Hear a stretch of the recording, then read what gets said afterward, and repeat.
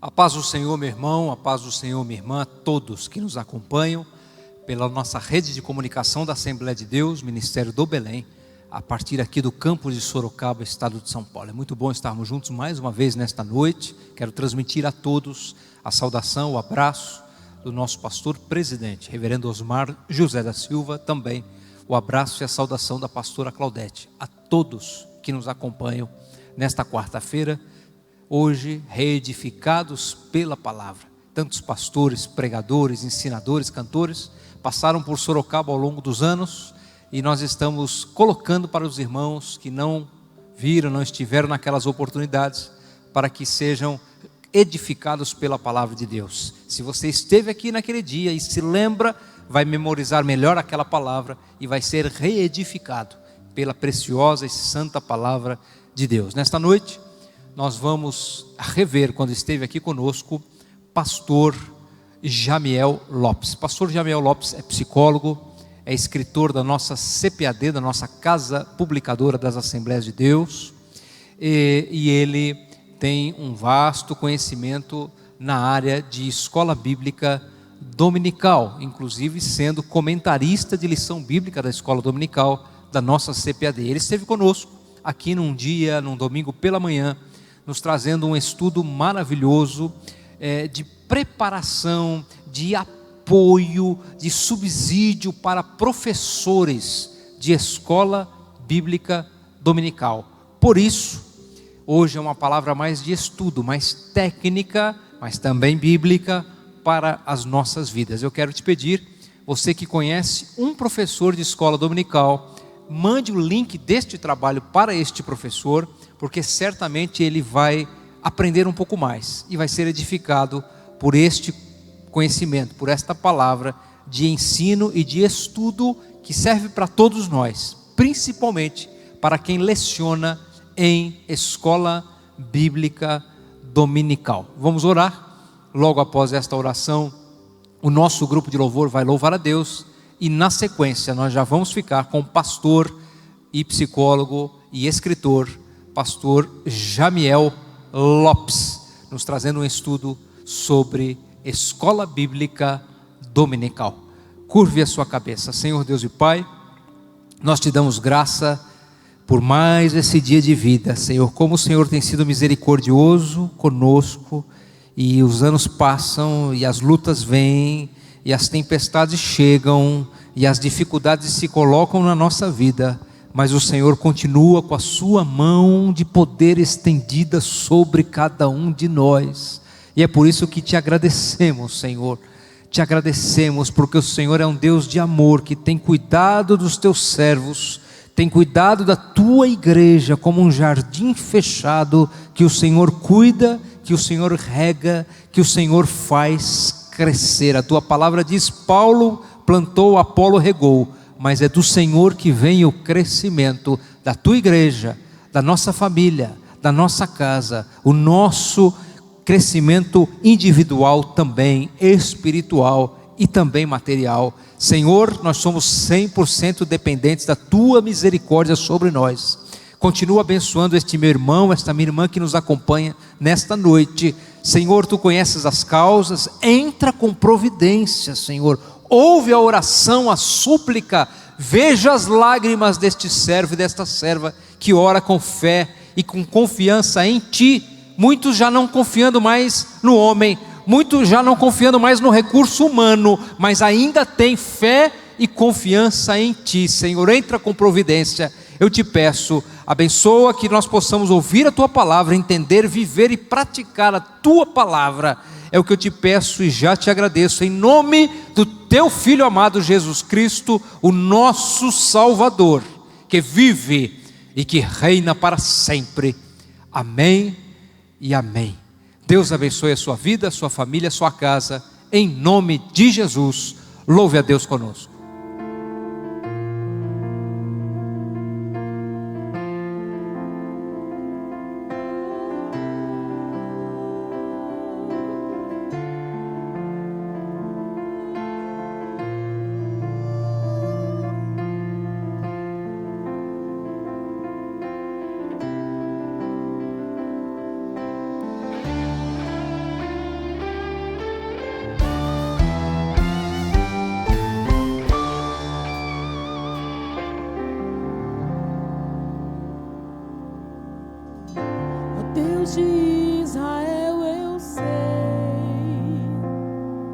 que não vinha a este mundo pra adorar outro Deus. Os leões estão rugindo sem parar. Meu louvor incomodou a todos que são contra ti, ó Jeová.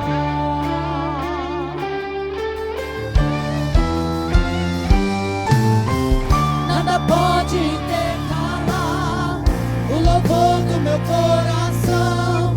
Dos manjares eu abro mão, os palácios não quero não. Eis-me aqui como Daniel, com os olhos focados no céu. Corro o risco de morrer, pois o que importa é não obedecer. Senhor, não vou dividir a minha adoração. Exclusivo é o meu coração, vivo só pra ti. Eu abro mão do céu, até diante da morte, prefiro ser fiel.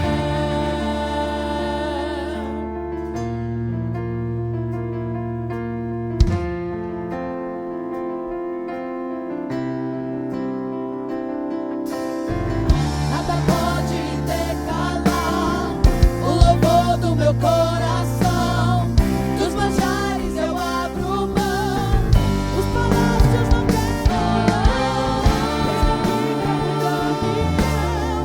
Com os olhos focados no céu, corro o risco de morrer, pois o que importa é não obedecer.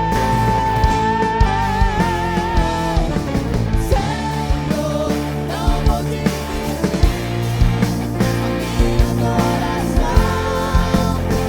Exclusivo é o meu coração, vivo só pra ti. Eu abro mão do céu, até diante da morte, prefiro ser fiel.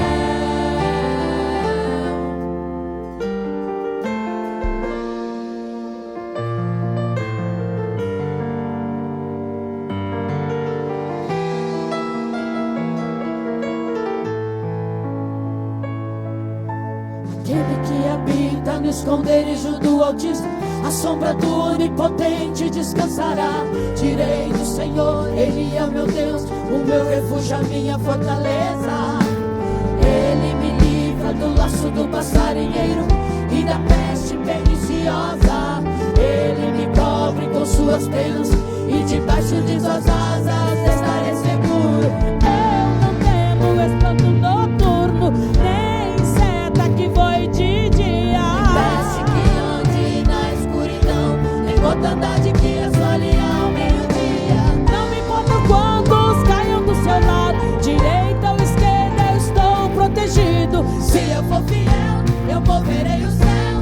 Ele envia anjos para me guardar. Senhor, não vou dividir a minha adoração.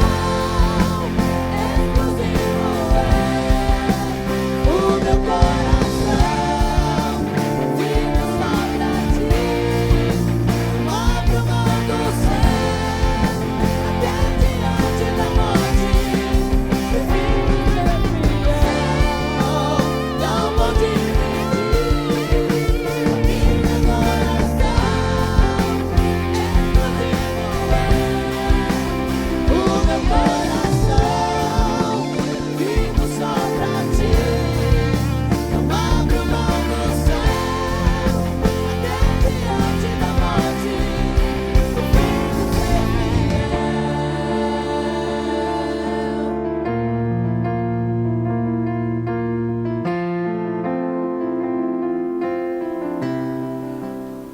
Eu desejo neste momento saudar a todos com a paz do Senhor Jesus.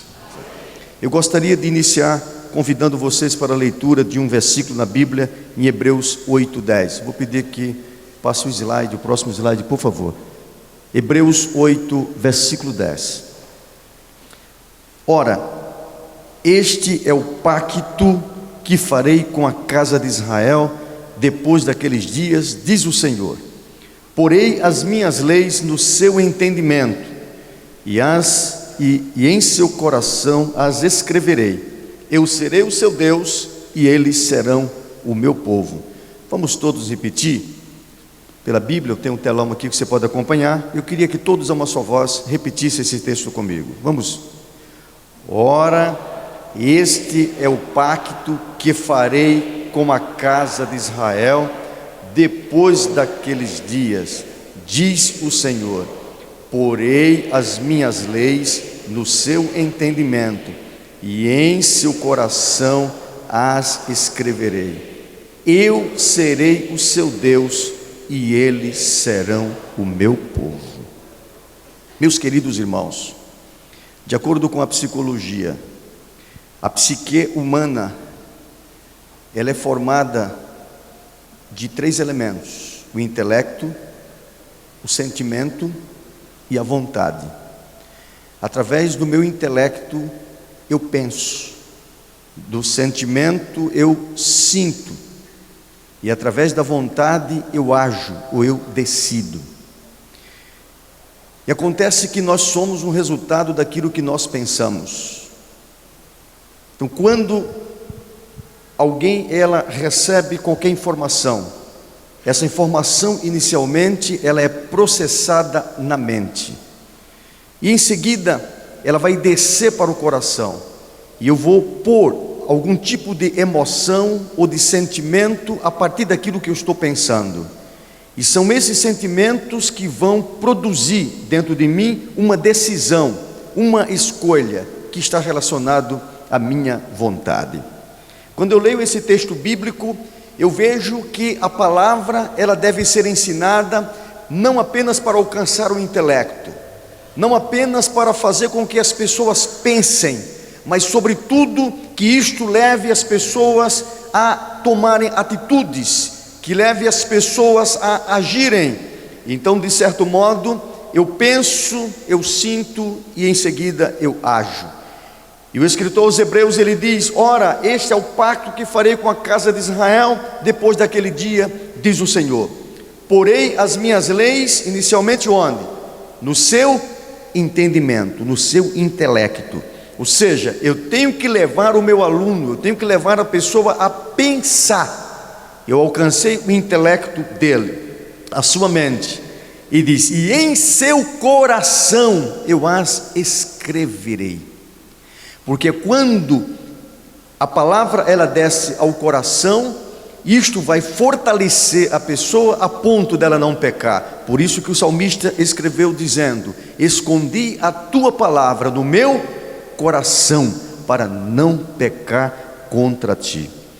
E observamos que muitas vezes preparamos uma boa aula, estudamos, pesquisamos, mas se tudo isso que eu fizer alcançar apenas o intelecto da pessoa, significa que ela vai sair dali e isso não vai levá-la a mudança alguma. E é importante nós pensarmos no efeito que a palavra tem, no efeito de mudança, e nos questionarmos como estamos processando a palavra ou recebendo, ou como estamos de fato ensinando. Então a palavra ela tem que descer ao coração. Por isso que eu coloco a necessidade de você causar impacto. Você precisa impactar. E quando falo impacto, é algo que vai fazer você sair pensando sobre isso, e não só isto, que leve você a uma mudança de atitude, leve você a uma mudança de comportamento. E eu gostaria de destacar, irmãos, o grande desafio que nós enfrentamos na atualidade. Como eu coloquei, desde os anos 80, que parece que o mundo ele acelerou seu processo de evolução, de crescimento em termos de avanço tecnológico. Eu costumo dar palestra para adolescentes e jovens, e eu muitas vezes começo questionando eles e perguntando: você conseguiria imaginar um mundo sem celular, um mundo sem TV, um mundo sem a internet, o mundo sem os tablets, sem os games? Você consegue imaginar o mundo sem o Facebook, o mundo sem o WhatsApp, por exemplo? E eles riem e eles não conseguem imaginar, porque quando eles nasceram, eles cresceram com isso. Eu costumo dizer que a minha geração, nós somos analógicos, eles são digitais. Então tivemos que nos adaptar a essa realidade. Eles não, eles cresceram com isso. E eu digo o seguinte: eles enfrentam hoje desafios que a minha geração não enfrentou. E eu disse, eu não fui criado vendo, por exemplo, desenhos animados, porque naquela época a TV era uma coisa muito rara. Eu não fui criado vendo, brincando com games ou jogando games. Por quê? Porque naquela época não tinha os brinquedos eletrônicos. E de repente, essa geração atual vive um verdadeiro desafio. Então, quando você trata de educação cristã, é algo importantíssimo nessa época. Por quê? Porque eles têm hoje estímulos, grandes estímulos, que faz com que eles se dediquem muito tempo a estas coisas e esqueçam, às vezes, das coisas de Deus. Então, a importância de causarmos impacto, de impactarmos. Há um motivo, há uma razão para estarmos aqui. E aí nós percebemos que, além disso, existe uma força espiritual que está trabalhando contra a família, tentando destruir exatamente, mudando valores, mudando realmente os padrões sociais. E isto é um verdadeiro desafio. E a igreja, ela sofre o impacto do secularismo, ela sofre o impacto das coisas que estão aí fora. Eu costumo dizer que, há algumas décadas, a igreja parecia uma instituição intocável. A igreja parecia que vivia dentro de uma redoma. Tudo acontecia fora dos portões da igreja, não dentro da igreja. Parece que não acontecia as coisas com filhos de crentes. Dizer, olha, o filho do irmão tal, não sei o que lá, foi assassinado, o filho do irmão fulano foi preso, não sei. Parece que essas coisas não aconteciam. Olha, o casal tal se separou, se divorciou. Parece que essas coisas não aconteciam muito na igreja. Outra coisa, a igreja, a figura do pastor era uma figura onde o que o pastor falasse, isso tornava-se lei para os membros daquela igreja. Por quê? Porque a igreja parece que estava protegida de tudo, mas com a tecnologia, com o avanço tecnológico, então o que acontece hoje? O crente, o membro, ele vem à igreja, ele escuta o seu pastor trazer um ensino bíblico, e ele então, muitas vezes, ele sai daqui, quando chega em casa, ele então liga o aparelho de TV e vai ver um pastor Y na igreja eletrônica também falando, e daqui a pouco ele muda de canal, tem um outro pastor que está colocando outra versão diferente. Ele está vendo, ele vai comparando o que ele ouviu aqui com o que ele está ouvindo ali e ali e ali, e se não houver cuidado, ele começa a se embriagar, ele começa então a ter dúvidas inclusive do o que é certo e o que é errado. E eis a necessidade de tomarmos este livro como base, para não nos embriagarmos com o que está acontecendo por aí afora. Então tem se tornado cada vez mais difícil. E aí eu chamo a atenção da figura do professor da escola dominical. Passa o próximo, por favor. E eu vejo o professor como uma pessoa que tem realmente um grande compromisso, uma grande responsabilidade. É bem verdade que, pode encher a tela, por favor, que muitas vezes olhamos para a figura do professor, ou o próprio professor, ele olha para si como o cargo que ele exerce, como se fosse algo insignificante. O que é ser professor? Pode dar mais alguns cliques e encher a tela, por favor? Sim, pode encher a tela. E às vezes perguntamos para a pessoa, qual é a sua função, seu cargo na igreja? Ele diz, eu só sou professor da escola dominical. Como se ser professor fosse uma coisa insignificante. É bem verdade que ser professor não dá ibope. Não dá ibope. Agora, ser professor é uma responsabilidade muito grande. E eu mostro que exercer o ato educativo é mais do que ter um cargo de educador. O educador se constrói constantemente no ato educativo, no relacionamento com o seu educando, no dizer sim, no dizer não. E aí observamos o acompanhamento que tem que ser feito. Se nós queremos uma escola dominical forte, se queremos uma escola dominical com uma grande frequência, tem que começar primeiro pela figura daquele que foi escolhido para ser o professor. E às vezes temos aquela função, aquele cargo, e nos limitamos ao domingo, que temos aquela 1 hora para dar a nossa aula. Mas aquele que assume o ato educativo, não só o cargo do educador, ele vai mais além do que isto. Ele adota os seus alunos, ele procura então os seus alunos no decorrer da semana. Se o aluno ele não veio à escola dominical, ele vai então procurar saber, ele vai visitar esse aluno e saber o porquê que ele faltou, e não necessariamente deixar de lado. Então o professor da escola dominical é uma pessoa importante no processo da educação e desenvolvimento do exercício do ato educativo. Por quê?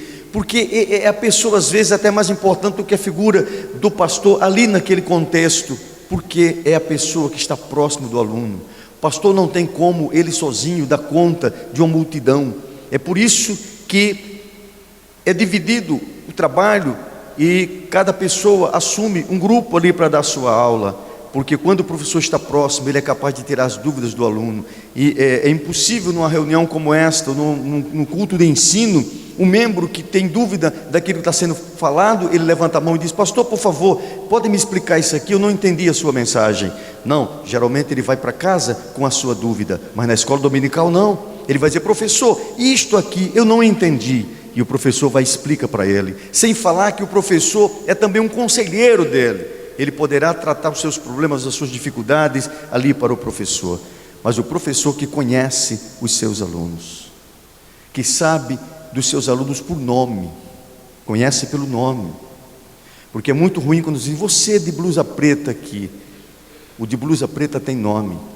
Então aprenda a pronunciar o nome dos seus alunos, saiba onde ele mora, onde eles vivem, veja a realidade de vida dessas pessoas, e assim você poderá de fato alcançá-los. Eu trago sempre esse exemplo que marcou a minha vida. Quando eu era criança, eu tinha um professor de escola dominical, chamava-se Zezinho.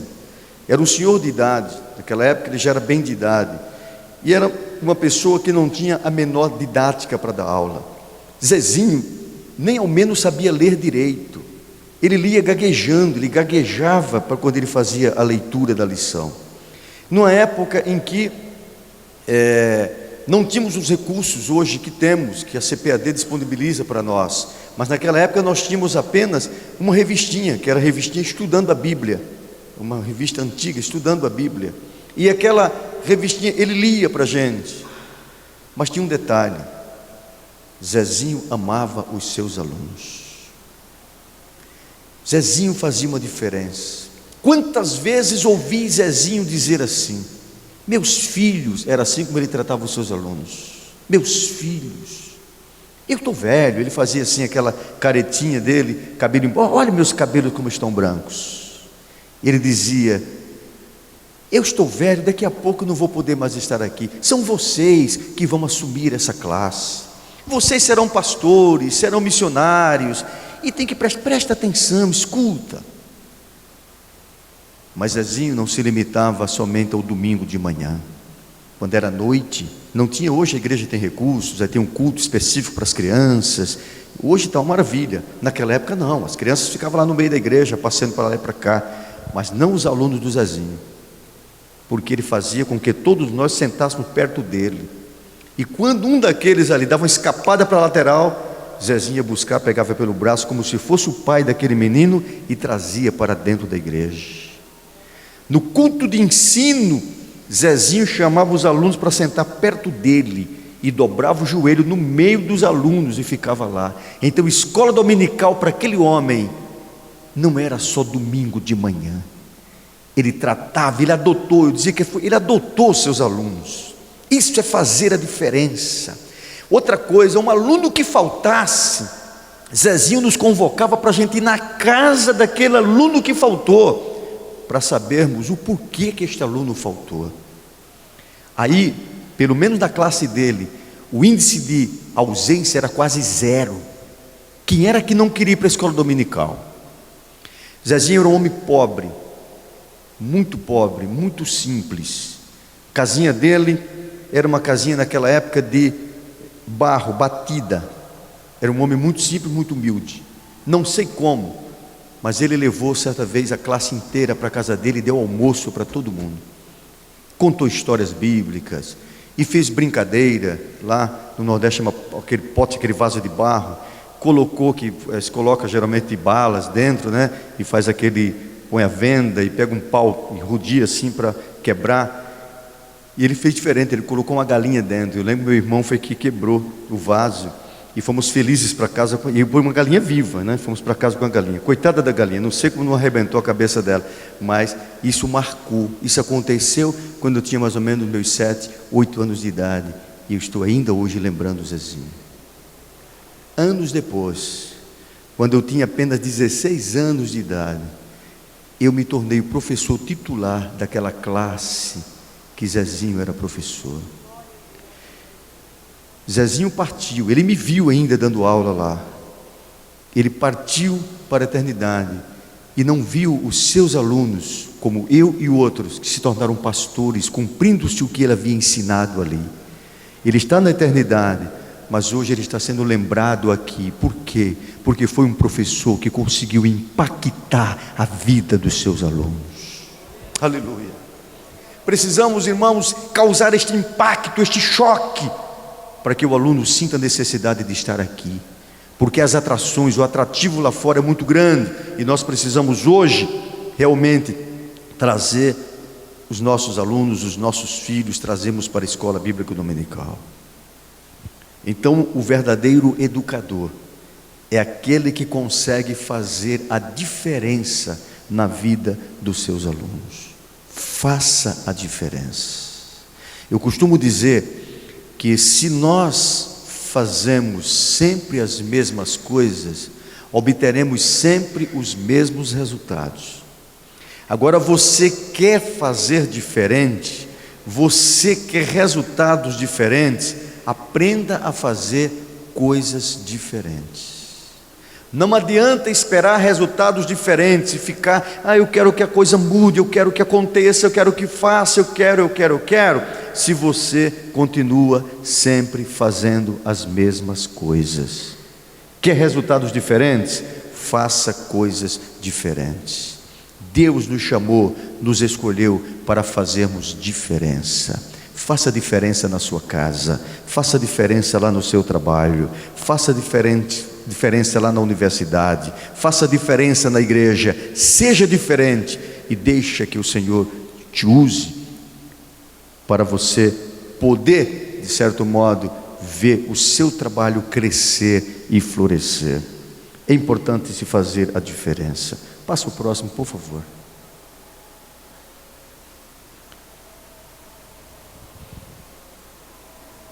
Exerça o ato educativo, fazendo a diferença na vida dos seus educandos e contribua para a construção de um mundo melhor e mais justo, além de colaborar para o desenvolvimento do reino de Deus aqui na terra.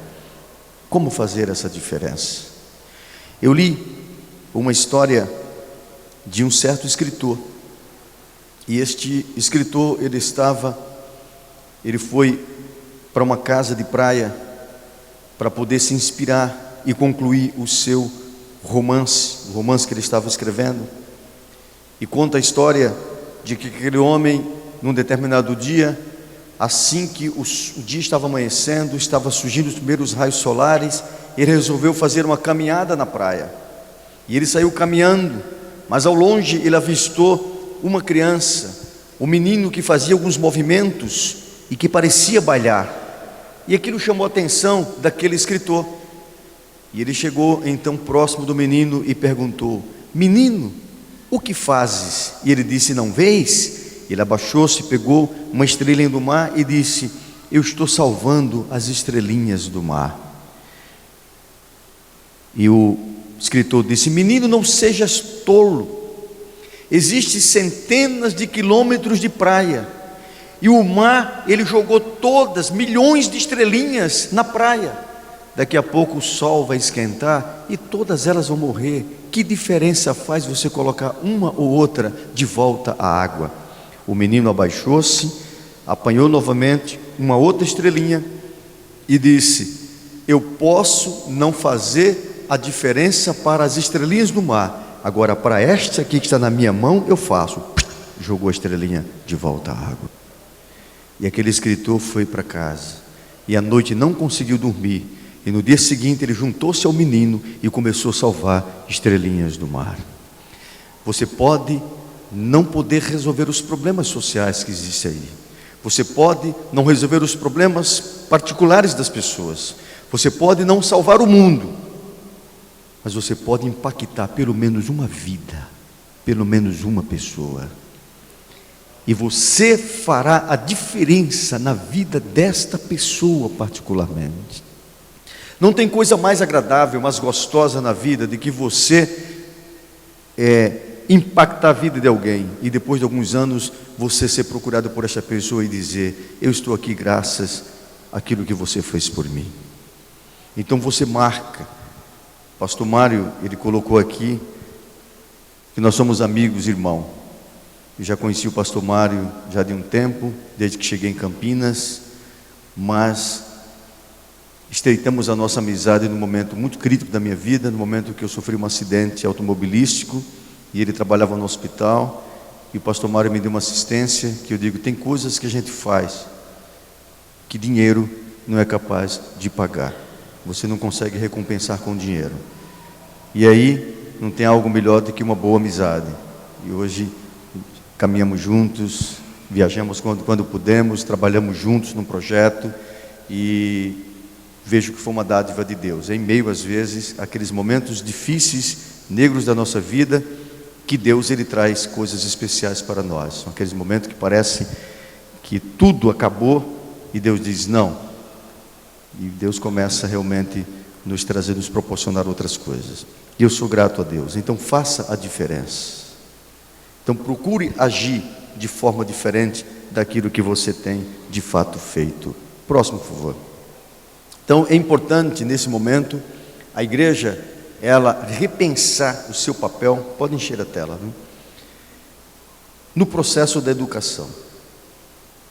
E para que causemos este impacto, precisamos, de certo modo, enxergar a pessoa como um todo. E essa pessoa, ela tem que ser vista na sua totalidade, e não apenas um aspecto.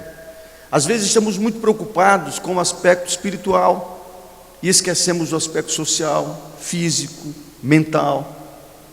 A Bíblia mostra que Jesus, ele crescia de 4 formas.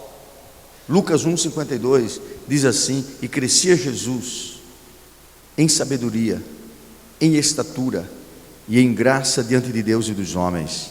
Crescia Jesus em sabedoria, crescimento mental. Crescia Jesus em estatura, crescimento físico. Crescia Jesus em graça diante de Deus, crescimento espiritual. E crescia em graça diante dos homens, crescimento social. Então nós precisamos abranger todas as áreas da vida. Às vezes nos preocupamos, como eu coloquei, mais com o espiritual. E nós ganhamos a pessoa para ir para os céus.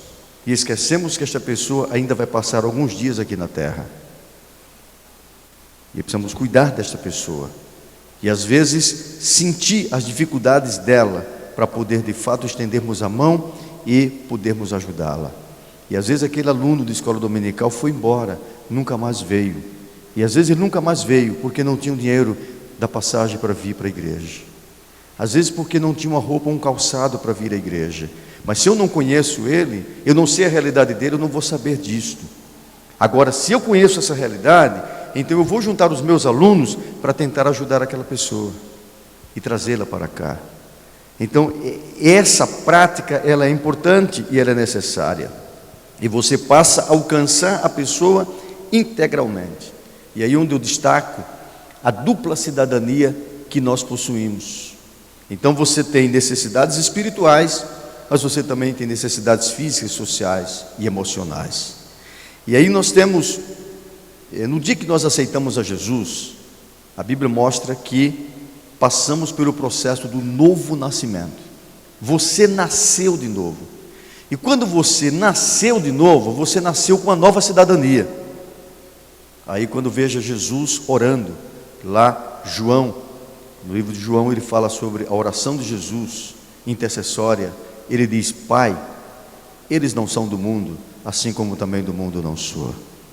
Não peço que os tire do mundo, mas que os livres do mal. Então Jesus estava dizendo: eles não são do mundo mais, Pai. Ou seja, eles têm agora uma nova cidadania.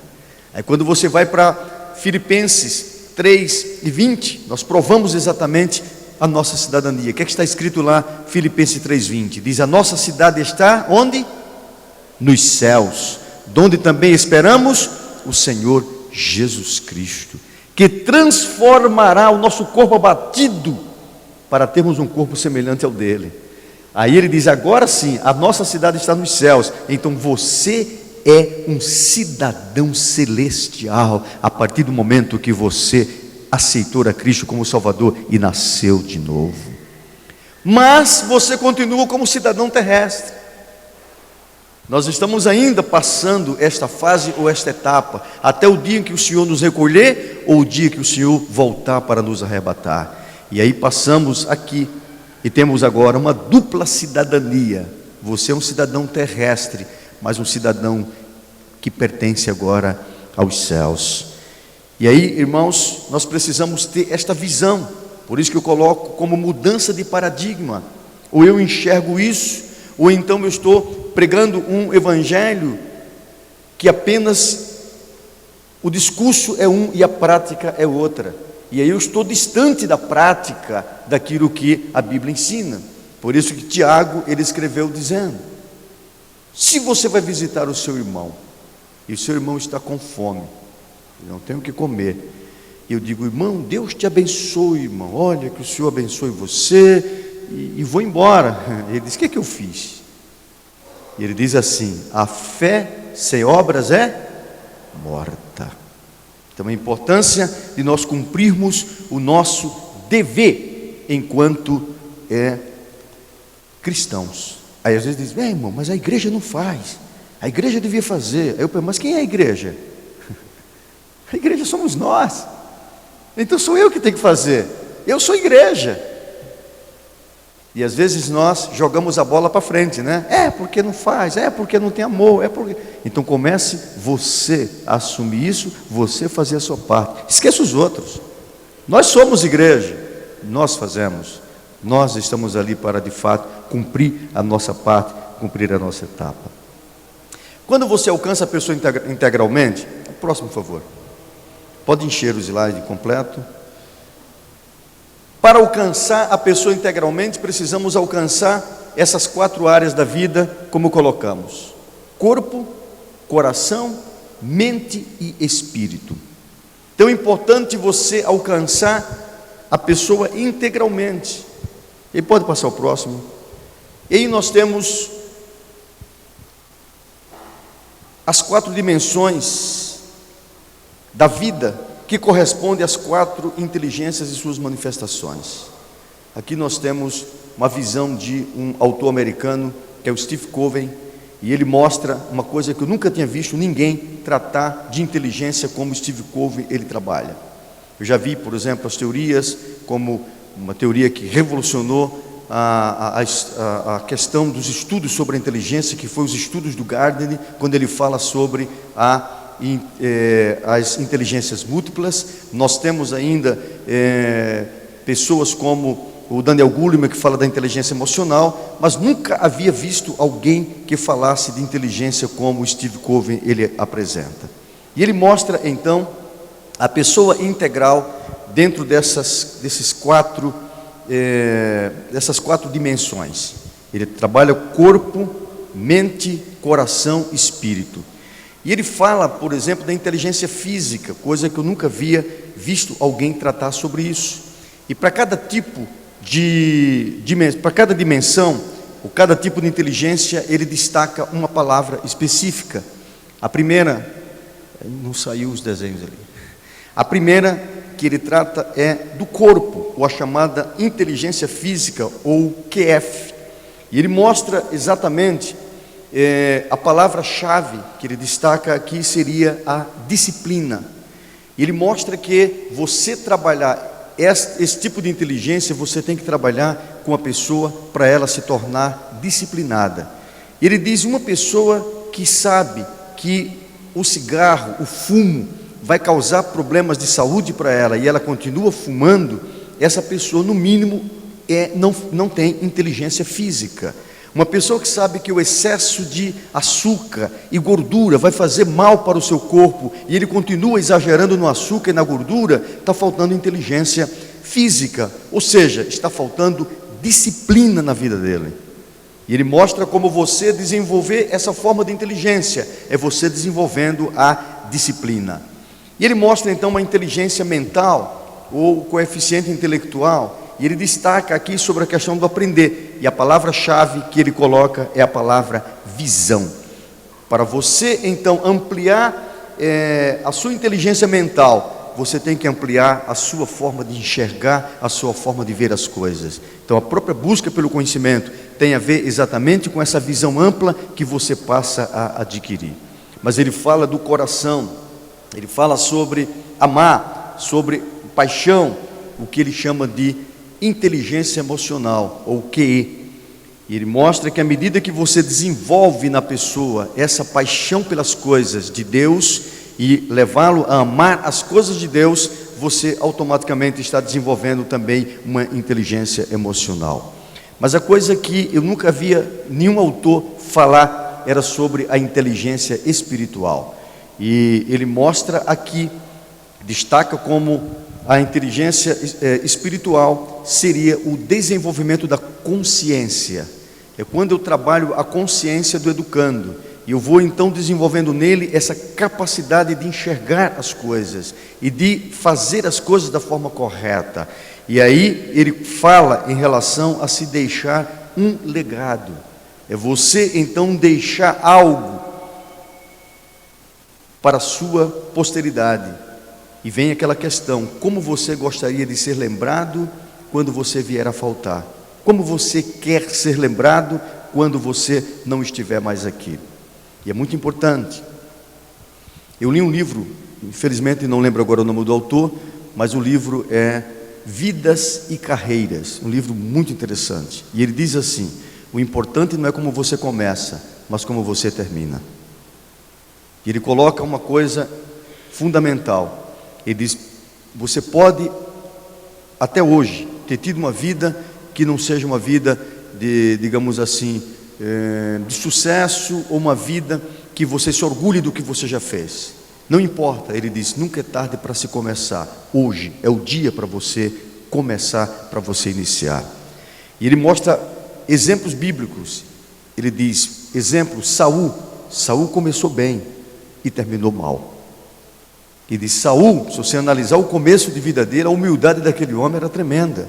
No dia que ele foi aclamado rei, no dia que ele foi apresentado a Israel como sendo rei, ele estava escondido na bagagem, de tão humilde que ele era.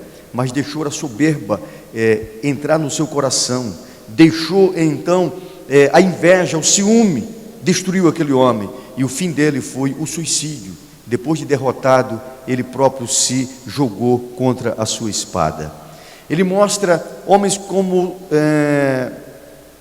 Salomão. Salomão começou bem, mas terminou mal. Um homem grande sábio. Imagina a oração que Salomão fez quando o Senhor apareceu em visão. Ele pediu sabedoria, mas Salomão terminou mal. E ele fala da história de Davi. Davi teve problemas. No percurso da vida dele, ele teve problemas, e problemas sérios. Davi não só cometeu um adultério, ele foi o mandante de um crime, de um assassinato. Foi grave, e ele pagou um preço alto pelo seu erro. Mas Davi arrependeu-se, Davi consertou isso, e Davi termina os seus dias de vida como um homem segundo o coração de Deus. Então é este o legado, é como você será lembrado. E quando você trabalha essa inteligência espiritual, você está exatamente trabalhando este aspecto. Então, quando alcançamos a pessoa de forma integral, estamos alcançando ela no corpo, fisicamente, mostrando que o corpo dela é o templo do Espírito Santo, por isso tem que ser bem cuidado e bem tratado. Se exercer uma disciplina para esse corpo, aí você trabalha a mente, trabalhando a visão, o ampliamento da visão dessa pessoa. Você trabalha o coração dela, despertando nela uma paixão, um amor pelas coisas de Deus, e você trabalha a consciência dela, para que ela seja exemplo, para que ela seja modelo. Então, o líder, ele é um agente social de transformação, e ele precisa, então, agir. Vou passar o próximo, por favor. E quando nós tratamos a pessoa de uma forma integral, nós não apenas alcançamos o corpo dessa pessoa, alcançamos a sua mente, o seu coração, mas sobretudo alcançamos o seu espírito, sua inteligência espiritual, alcançamos a sua consciência. Então, para você promover uma transformação mental, social e espiritual, você precisa tratar a pessoa como uma pessoa integral, como eu coloquei, não apenas tratando um aspecto da vida, mas você tratando essa pessoa de uma forma integral. Passa o próximo e passa mais um. Estamos já concluindo.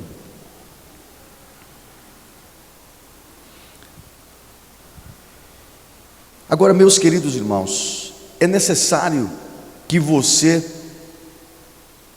para impactar, você tenha estratégias. E às vezes, como eu coloquei no início, nós conclamamos as pessoas, estimulamos as pessoas, mas alcançamos apenas o intelecto dela. É como aquela professora secular, que ela está lá na escola, e ela prepara uma aula maravilhosa de conscientização sobre a preservação da natureza, e sobre a questão do lixo, que o lixo a gente tem que cuidar, a gente tem que reciclar, a gente tem que jogar na lixeira, enfim. E depois daquela bela aula que aquela professora deu, ela chega para os seus alunos e diz, pede para eles repetirem, o lugar do lixo onde é? E os alunos dizem, na lixeira, e ela aponta para a lixeira, o lugar do lixo onde é? E todo mundo, na lixeira. E depois o sinal toca, e quando o sinal toca, os alunos se levantam e saem, e a professora olha, aí vê casca de amendoim, papel de bala, um monte de coisa no chão, e aquela aula que ela deu tão bonita, com recursos maravilhosos, parece que atingiu somente o pensamento, o intelecto daquelas crianças, não promoveu mudanças. E quando você alcança, você causa impacto, é no momento então que você tem uma estratégia. É aquilo que vai levar a pessoa, de fato, a não esquecer mais do que você está falando. E o impacto ele é causado quando você leva a pessoa à vivência. É aquilo que vai além de simplesmente o pensamento. É aquilo que vai à prática. E você leva, você desperta na pessoa realmente o desejo de mudança. E é necessário estratégia. E a estratégia é uma ferramenta no ato educativo. Então, para alcançar uma pessoa integralmente, precisamos estabelecer estratégia. Eu pergunto, qual é a sua estratégia? Eu costumo dar alguns exemplos. Certa vez eu fui convidado, no final de ano, para falar para adolescentes, um grupo de adolescentes. Era uma confraternização, era o último dia que eles estavam terminando as atividades do ano, e fizeram confraternização com lanche, e o pastor me convidou para que eu pudesse falar sobre união. Agora você imagina, eu vou chegar para um grupo de adolescentes e vou dizer para eles, vou ler lá o Salmo, ó quão bom e quão suave é que os irmãos vivem união. Maravilha. Mas eu disse, eu queria causar algo neles, que eles não esquecessem mais disso, que a união é importante. E eu lembro, eu estava com o blazer, e eu comprei uns palitos de picolés e coloquei aqui dentro do bolso. E tinha uma lousa que eu usei para escrever alguma coisa, e eu perguntei para eles, quem é o menino mais forte aqui presente? Imagina adolescente, né? Todos queriam ser o mais forte. E eu perguntei para as meninas, é este? Não é? É este? Não é? Então você começa a envolvê-los ali. E eu disse, eu vou fazer um teste aqui, vou fazer um exercício hoje aqui, para provar quem é o menino mais forte daqui. Eles ficaram tudo empolgados, E eu olhei assim, eu disse: eu acho que o mais forte é esse aqui. Não é. E vem para cá, vou fazer um teste com você. Se você é forte mesmo, você vai provar para todo mundo que você é forte. E ele veio todo empolgado. Eu fui aqui no bolso, tirei um palito de sorvete, né, aquele palito de picolé. E ele pegou: então quebra, se você é forte, então quebra isso. Ele foi assim, quebrou. Quem é que não faz isso? Todo mundo é capaz de fazer. Aí eu coloquei: mas ele tem força? Não tem? Olha, ele é forte, ele quebrou. Não, mas aí também é muito fácil. Eu digo: então você quebra, então vem você provar que você também faz. Aí o outro veio empolgado, que ele era o forte. Eu peguei o feixe de palito e disse: quebra. Aí ele pegou o feixe assim. Ele primeiro quis: não, você nem tentou, tenta. E ele pegou o feixe e tentou e não conseguiu. Ele: vai sentar que você não é de nada, você não tem força. E eu então perguntei: o fulano é mais forte do que Beltrano? Isso prova que esse é mais forte que aquele? Não necessariamente. Mas por que aquele conseguiu quebrar e esse não conseguiu? Ele disse: é porque aquele tinha apenas um palito e esse aqui tinha um feixe de palitos. E eu disse: agora, que lição nós podemos extrair disto? Aí fui para a lousa e eles começaram a dizer: a união é a força. Quando somos muitos, nos tornamos mais resistentes. E foram colocando, e foram pondo. Em seguida eu abri a Bíblia, onde diz: melhor é dois do que um. E no final que diz: o cordão de três dobras não se quebra tão facilmente. Em seguida agora abri o Salmo: ó quão bom e quão suave é que os irmãos vivam em união. E um dia estava numa livraria na cidade, uma livraria evangélica, e aí uma mãe estava com um filho, e ela foi para dizer: olha meu filho, esse aqui é o pastor Jamiel e tal. Eu disse: eu já conheço. Não foi o senhor que fez a dinâmica lá do palito? Foi. E não vai esquecer nunca mais. Então você vai causando impacto na vida da pessoa. Você vai então levando com que ela pense. Eu dei sempre um exemplo no Geração JC. Eu tive em Curitiba, era um congresso de EBD, e o pastor me convidou para ir na igreja no domingo à tarde. Eu estava com a minha agenda livre, e ele viu na programação, e ele me convidou para ir na igreja dele, para falar para os adolescentes sobre ficar. Você imagina o que é, você chega a falar para os meninos. Eu digo: o que eu vou dizer para eles? Meus filhos, não fiquem, ficar é pecado. Eu disse: será que o líder nunca fez isto? Será que eles nunca ouviram falar isto? Eu disse: eu vou dizer a mesma coisa que eles já ouviram. E aí eu disse: Deus, me ajuda a causar um impacto na vida desses meninos. E assim foi.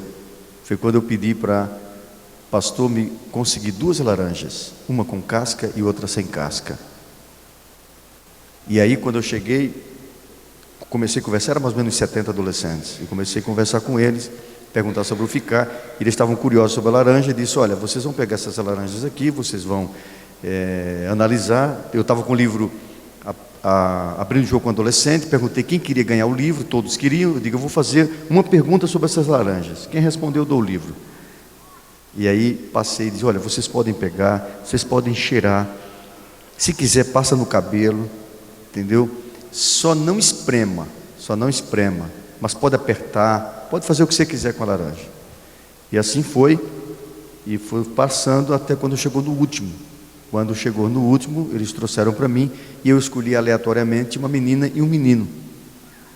E em seguida eu perguntei para ela: qual dessas laranjas você escolhe para chupar? Ela disse: a com casca. E perguntei para o menino, ele disse a mesma coisa, a com casca. E eu peguei aquela laranja sem casca, abri assim, e disse: olha, essa aqui vocês não têm faca para cortar a laranja, então essa aqui já está facinho, é só vocês pegarem e chuparem. Vocês não querem? Não. Ela disse: eu, hein? Sei lá onde que puseram essa mão que pegou nessa laranja, entendeu? Para eu poder chupá-la. Aí o menino disse: eu, hein? Passou de mão em mão, para mim não serve. Aí eu disse: olha, assim é quem fica, vai passando de mão em mão, de mão em mão, de mão em mão, de mão em mão. No dia que alguém quer um compromisso sério, não vai querer aquele que andou ficando, ele vai procurar aquele que se preservou. Aí eu perguntei: você quer ser uma laranja com casca ou sem casca? Todos disseram, com casca. Eu digo, então não fique. Se você ficar, você vai ser uma laranja sem casca. Então você passa a impactar os seus alunos, impactá-los, a partir do momento que você leva eles a uma vivência. Agora imagine isso somado com a graça e a unção do Espírito Santo. Então você usa as estratégias e você então trabalha isso. Eu lancei um livro intitulado Motivando os Seus Alunos. Esse livro, para quem é professor de escola dominical, eu trabalho nele não só a motivação, como você dinamizar o ensino na sua sala, como eu coloco 70 dinâmicas de grupo, são sugestões de trabalhos como esse que eu citei aqui para vocês. Então sai daqui hoje pensando num plano. Qual é o plano que você estabeleceu para alcançar os seus alunos? Qual é o plano? Então é importante você pensar exatamente nisso. E eu quero concluir, enquanto o nosso horário já se foi, eu quero encerrar fazendo uma reflexão. Pense sobre o seu trabalho. Pense no que você tem feito. O que você tem feito tem sido o melhor que você pode? Tem dois fatos bíblicos que eu encerro dando esses dois exemplos bíblicos. São exemplos que quando eu medito neles, isso me causa tremor e uma reflexão muito profunda. Primeiro exemplo, todos dois dados por Jesus. O primeiro, de uma mulher viúva, que ela deposita as duas únicas moedas que ela tinha na arca do tesouro. E Jesus pergunta aos discípulos sobre quem deu a maior oferta. E, obviamente, pessoas que depositaram altas quantias, e o próprio Jesus responde que foi a mulher viúva, porque ela deu tudo quanto ela tinha. E às vezes eu pergunto, será que eu tenho dado tudo que eu tenho para o Senhor? Será que eu tenho dado tudo que eu tenho, a minha vida, os meus talentos, os meus dons? Será que eu tenho dado o meu tempo para o Senhor? Será que eu tenho dado as minhas finanças para o Senhor? E eu começo então a me questionar. Jesus disse, ela deu tudo. E às vezes, o que é que nós damos para o Senhor? A nossa sobra. Nós temos tempo para tudo, menos para o Senhor. E aí, isso me faz refletir, e como eu coloquei, eu estremeço. Segundo exemplo, esse ainda é muito mais forte. É o exemplo daquela mulher que pegou aquele vaso de alabastro, com unguento caríssimo, de nardo puro, e ela chega ali onde Jesus está, numa determinada casa, quebra o vaso e derrama o perfume sobre Jesus. E obviamente pelo preço do vaso, isso causou uma certa revolta nas pessoas. O próprio Judas disse, mas Senhor, isso é um desperdício, poderia-se pegar o dinheiro, vender isso e distribuir o dinheiro com os pobres. Jesus disse, os pobres sempre tendem convosco. Mas Jesus disse 3 coisas relacionadas a essa mulher que me estremece. Um dia Deus me deu uma mensagem só sobre isso, eu vou só citar assim, mas pregue sobre isso quando você tiver oportunidade, aprofunde isso, que é muito importante. Primeira frase que Jesus colocou para aquela mulher foi: ela praticou uma boa ação para comigo, ou seja, não repreenda. Os pobres sempre tendem convosco, mas esta mulher que vocês estão criticando ela, aí ele diz, primeiro, ela praticou uma boa ação para comigo. E isso me faz refletir sobre as minhas ações. Que tipo de ação eu tenho praticado? Ação boa ou ação ruim? Ações ruins. Então, a primeira reflexão que eu faço. Segundo, ela não praticou apenas uma boa ação, ela praticou uma boa ação para Jesus. E naquele exemplo que ele dá lá, né, que ele fala que quando ele vier, ele vai separar dos grupos, né? Quando a vinda dele, no caso, para o julgamento das nações, e ele vai então separar dos grupos. O grupo da direita ele chama das ovelhas e da esquerda de bodes. E aí, quando questionarem sobre o porquê, ele vai dizer: olha, vocês, quando eu estava doente, vocês não me foram ver, eu estava nu na prisão, vocês não me visitaram, enfim. E eles perguntam: mas Senhor, quando é que isto aconteceu? Ele disse: quando vocês não fizeram a um dos meus pequeninos, vocês não fizeram também para mim. Eu estremeço, irmãos, com isso, porque isso me faz pensar sobre as minhas ações. A segunda coisa que Jesus colocou para aquela mulher é mais profunda ainda. O segundo item é quando ele diz o seguinte: esta mulher, ela fez tudo quanto ela podia fazer. Você já pensou nisso? Ela fez tudo quanto ela podia. Aí eu pergunto: será que eu estou fazendo tudo o que eu posso para o meu Senhor? Ou eu poderia fazer um pouco melhor? Será que eu estou fazendo tudo o que eu tenho capacidade para fazer? Ou eu estou fazendo assim, tratando as coisas meio relaxadamente? Isso me faz ver como eu tenho sido, como tem sido as minhas atitudes relacionadas às coisas de Deus. Ela fez tudo quanto ela podia, e muitas vezes, mais uma vez, estamos dedicando para o Senhor as nossas sobras. E a terceira coisa, é a mais profunda ainda, é quando ele diz o seguinte: o que esta mulher fez será lembrado em todo o mundo. Ou seja, essa mulher vai deixar um legado, e jamais será esquecido o que ela fez. Passaram mais de 2000 anos, e nós estamos aqui lembrando o ato desta mulher. Aí vem a pergunta: que legado eu estarei deixando?